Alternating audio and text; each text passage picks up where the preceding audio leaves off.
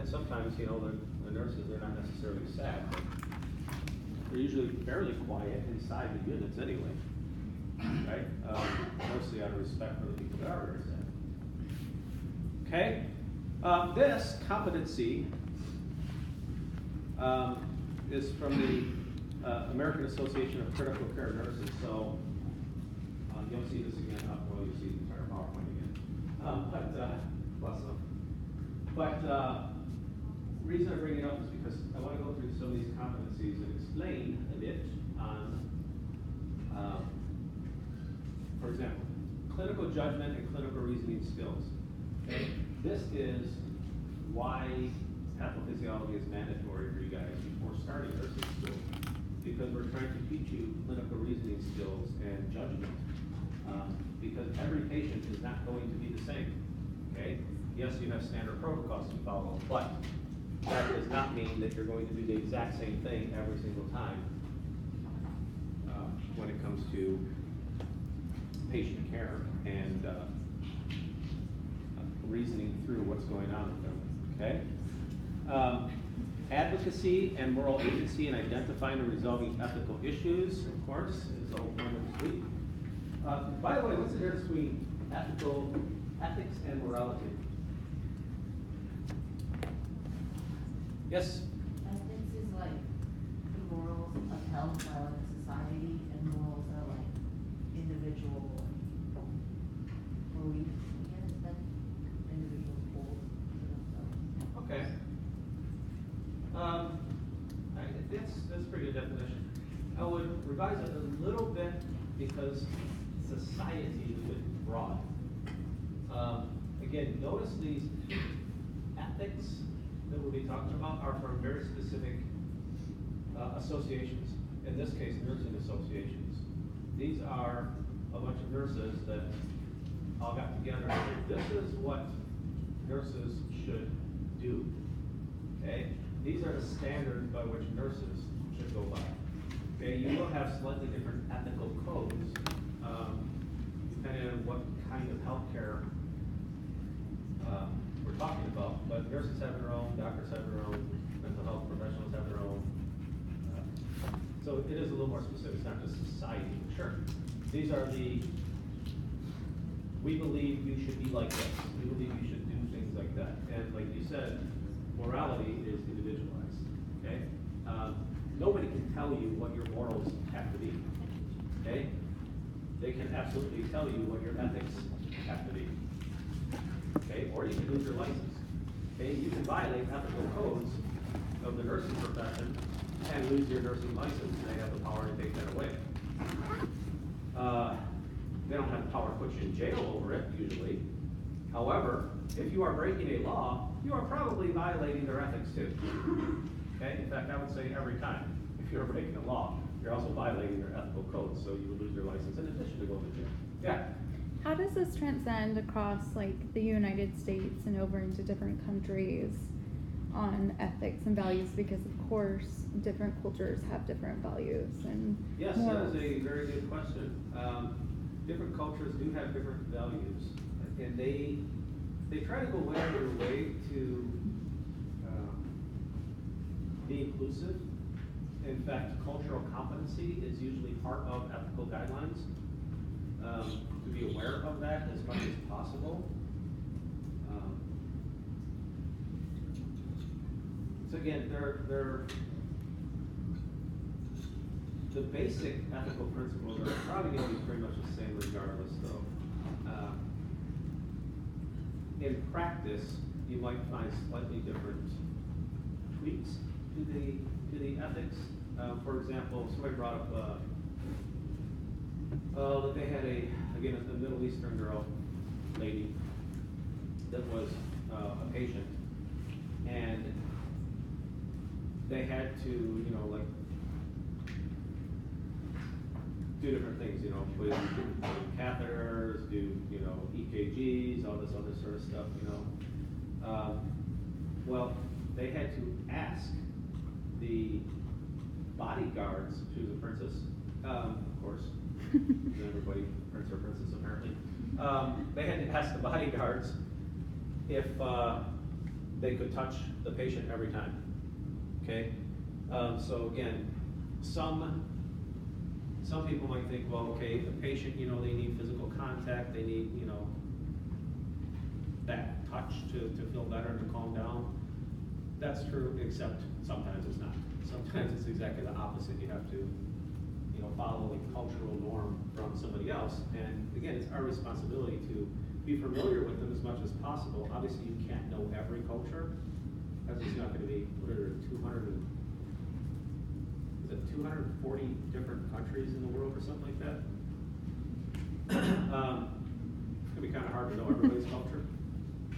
But you can always fall back on asking, you know, primary, you should always ask before you touch anybody, kind of a general rule. But yeah, that's the question. Okay, all right, so caring practices tailored to the uniqueness. Okay, again, people are different. Kind of goes along with the same thing. Collaboration with patients, family members, and healthcare team members, okay? This kind of goes along, to me, it goes along with that first one, the clinical judgment and clinical reasoning skills a little bit, because you're gonna have to collaborate with a lot of people as a nurse, okay? This is kind of how this usually goes down. It kind of happens pretty much all the time, where somebody gets hurt, somebody ends up in the hospital, okay? That person ends up in the hospital, and everybody, their neighbor, shows up to show support for them, right?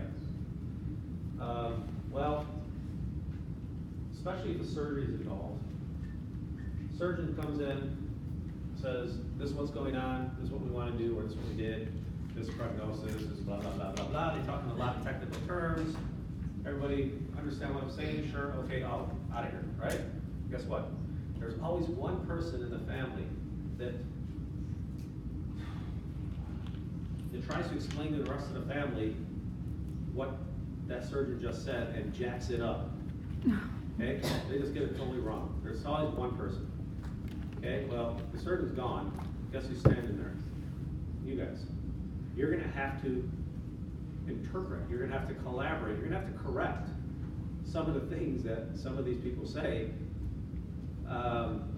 because the reality is that sometimes you're gonna get friends and family members in there where it's all about them. Okay? I don't know if you know these people, but you're gonna run into them in the hospital. It's all about them. They'll come in there and they want everybody to think that they're an expert in all this kind of stuff, and they have no idea what that they're talking about.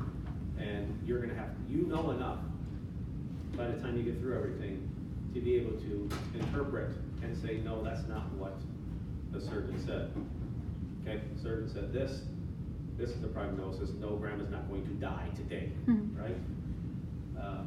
So that whole collaborating thing with everybody, you're the one there, you're the one in the room, okay? You're the only one probably going to understand exactly what is going on, okay?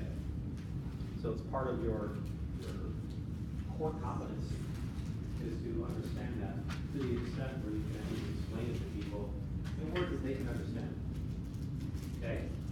That's why this is intended to be a comprehensive kind of training. Okay? All right, so again, it's holistic. That's pretty much the same thing I said. Diversity, kind of what Bridget brought up. You are going to see many, many people of very diverse backgrounds, ages, religious, everything you can think of. Okay? And it's the same thing, the facilitator of learning for patients, family members, team members, community. Yeah, you're going to be doing that, what I just talked about on a daily basis. But many of you will find yourself out in communities, like doing community health fairs and things like that. Maybe you're promoting a hospital, maybe you're just giving back to the community. But you'll be doing a lot of educating people. Okay? And of course, the clinical inquiry and innovation to promote the best patient outcome.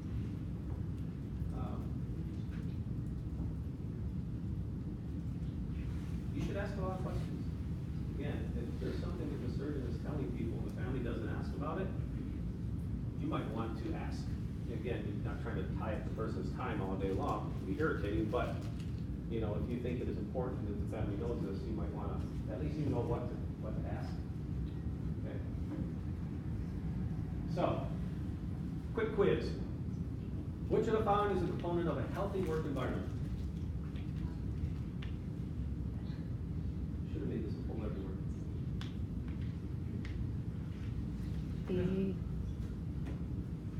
B. That's what I think.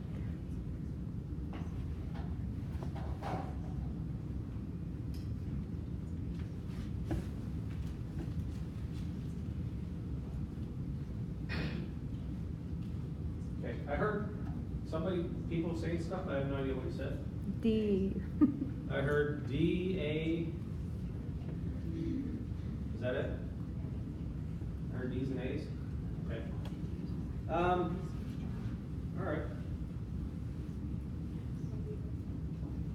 We had this in another class that basically said the same thing. Okay?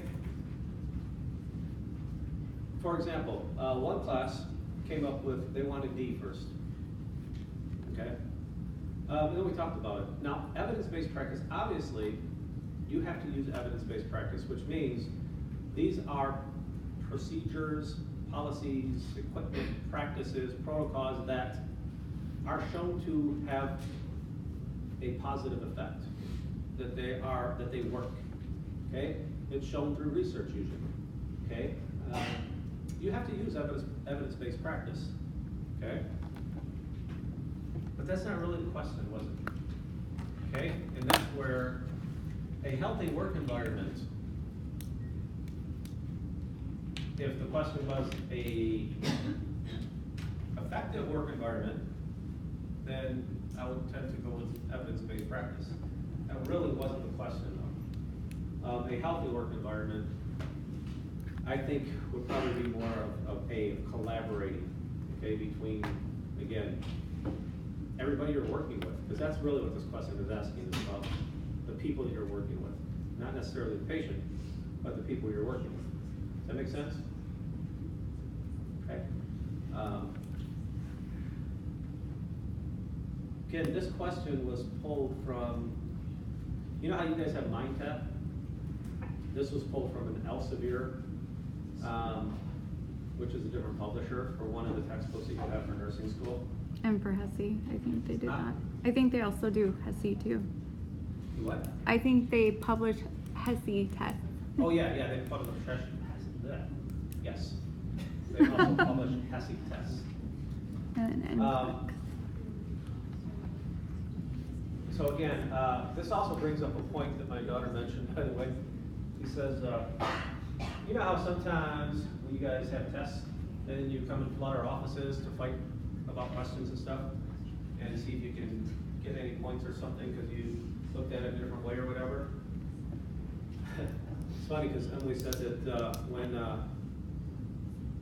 after their first test in their first class, a bunch of people ran into the nursing professor's office and immediately got kicked out and basically chewed out. She says that stops, by the way, when you hit nursing school. She was like, the professor said, your job is to figure out what I am asking you and what I want, because you're not going to get a chance to fight with the HESI or the NCLEX exams. Yeah. So just so you know, they really don't let you argue tests.